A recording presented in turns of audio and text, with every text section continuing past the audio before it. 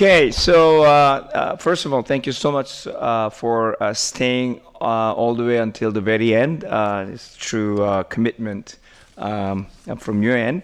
I'm not going to take a whole lot of time to just wrap up, but I felt like my name is on the program to conclude, and I felt like I have to put together a few slides just to reflect on my end, what I learned, what I saw. One thought that came to my mind as I was watching Fiona's presentation was, a little bit of, sense of relief, and Catherine's talk as well, and Portia talk and all other presentations. Sense of relief that there was some coherence in our message. We actually didn't really coordinate, asking or sharing talking points to presenters. We generally just, took the people who we knew have something to say about this, but it was pretty consistent. I felt so, and that was good. I think in digital transformation space, I think we all knew people matter, but I think it really reinforced that understanding. And I think it is really interesting that we really need to engage. I mean, one of the things that we often talk about digital transformation, user centricity, and engaging with the partners and users, customers, and I think today and yesterday we heard that our employees need to be treated just like our users, and in a way, and Nick's point about two-sided market as a traditional hierarchy, I think it is really interesting. And one of the things that just repeatedly mentioned is new generation digital natives coming up, and a lot of things that we as companies that we have to do to sell our services to, like a B2C companies to Gen Z. I think we have to do the same thing to our digital native employees, Gen Z employees. And I think that is quite unique and different.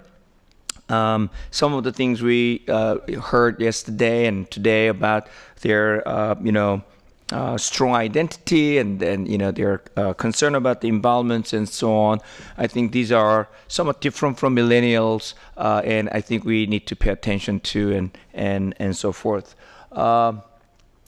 And we really need to making this digital, innovation, digital transformation matter to them personally. We heard again and again, this is about me, my career, and so on. So, not only you need to provide them development plan, but you need to have an infrastructure so that they can actually have some place to go.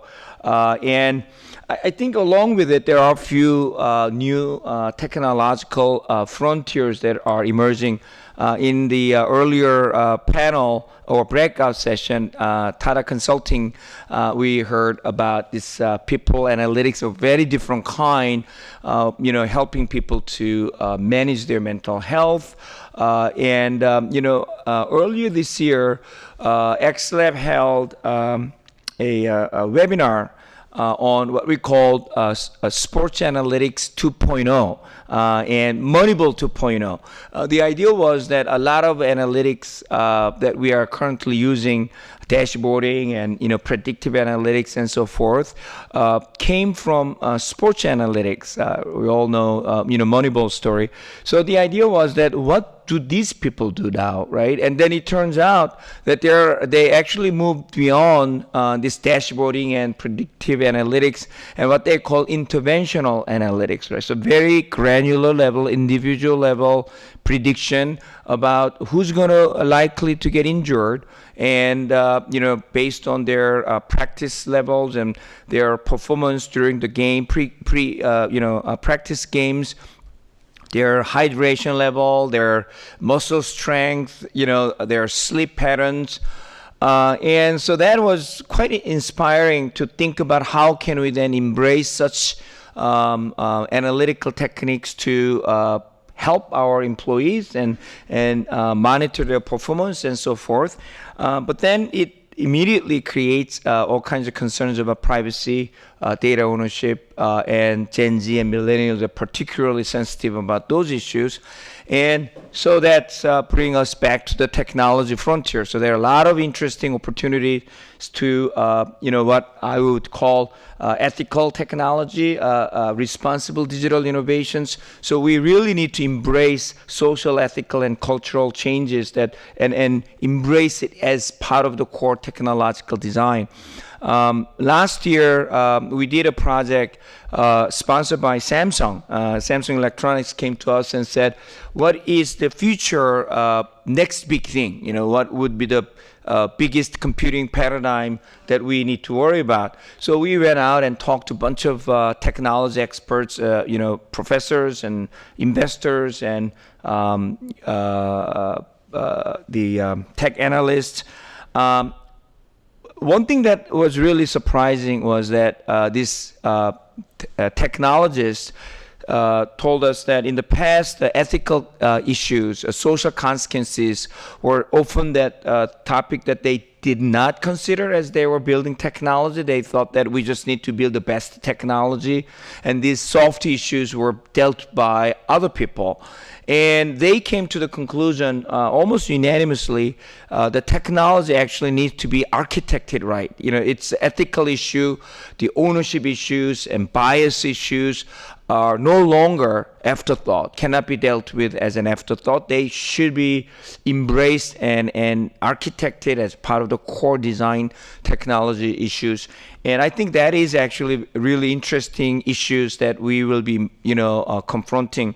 So, XLab has been focusing on responsible digital innovations, and I think this is something that will keep coming back up.